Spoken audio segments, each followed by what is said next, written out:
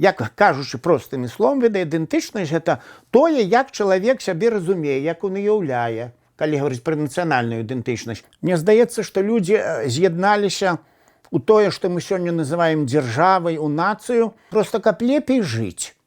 А ідэнтычнасць, яна мяняецца. І Максім Богданович напісаў верш. Здароў марозны звонкі вечар, здароў скрипучы мяккі снег. Jingle bells, jingle bells, jingle all the way. Oh, what fine it is to ride in one-horse open sleigh.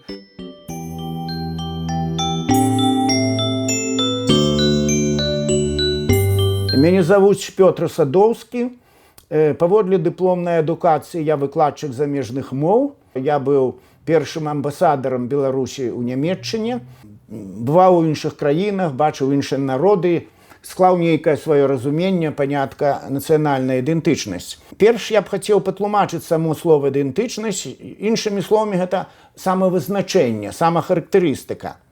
Калі гаварыць пра асобнага чалавека, гэта будзе значыць, як ён сябе разумее, які я, сяброўскі, лянівы, злы, добры, ці я хачу быць першым у жыцці, ў працы, ці мне ўсё роўна, як я пранаюся, ці ёсць у мяне нейкія комплексы, слабасці. Гэта мая асабовая самахарактарыстыка, пры якому я, магчыма, публічна гаварыць не хачу, можа кожны так сказаць пра сябе. Сёння ж мы гаворым пра нацыянальную ідэнтычнасць.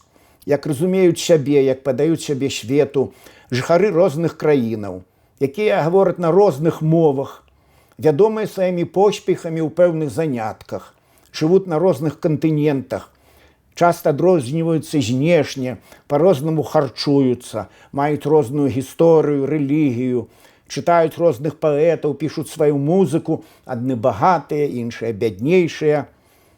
Гаворачы пра вось гэтыя адрозненні, я невыпадкова паставіў на першае месца мову і працу. Жывучы яшчэ плямёнамі, змагаючыся за выжыванне, збіраючы ягады, грыбы, палюючы на дзікіх жывёл, варагуючы з суседзямі за лепшыя дзялянкі існавання, людзі паводле моўных і знешніх прыкметаў адрознівалі сваіх ад чужых, але ўсё гэта ў агульнай працы. Яны вылучалі такім чынам свайго асяродку найбольш моцных, разумных, смелых, якія станавіліся славутымі воінамі, князямі, каралямі, ядналі вакол сябе іншыя плямёны, утваралі цэнтралізаваныя дзяржавы. Это маглі быць не толькі мужчыны, але і жанчыны. Гэта тады, калі патрэбныя былі не толькі фізічная сіла, але і мудрасць, і самаахвярнасць, калі гінулі воіны, сваякі па мячы. У кельтаў, брытанцаў, напрыклад, такой была Баўдыка, у французаў Жанна д'Арк, у беларусаў Анастасія Слуцкая. Значэнне слова «ідэнтычнасць», этымалогія слова звязваюць са старажытна-лацінскім, позне-лацінскім «identitas», што значыць адзінства бытавання, ладу жыцця. Заўважу, што на нашых землях у сярэднявеччы лаціна была мовай навукі, рэлігіі, публічнай мовай інтэлектуалаў. У тэкстах, прамовах філосафаў, гісторыкаў гаварылася пра «identitas» як пра інструмент дасягнення дабра і шчасця у адзінстве дзеянняў з'яднанага народу на пэўнай тэрыторыі пад кіраўніцтвам суверэна. Такім суверэнам, акрамя караля, князя, мог быць і народны сход, якім, напрыклад, у нас было полацкае веча. Князь тады месціўся за межамі горада. Вось мы і знайшлі пераемнасць паміж сённяшнім, я сказаў бы, штодзённым разуменнем тэрміна «нацыянальная ідэнтычнасць» у сучаснай, як кажуць, мадэрнай дзяржаве. Мадэрная дзяржава значыць краіна з юрыдычна акрэсленымі межамі, войскам, канстытуцыяй, зборам іншых законаў, дзяржаўнай мовай, сістэмай гаспадарання. На гэтым я закончу свой маналог.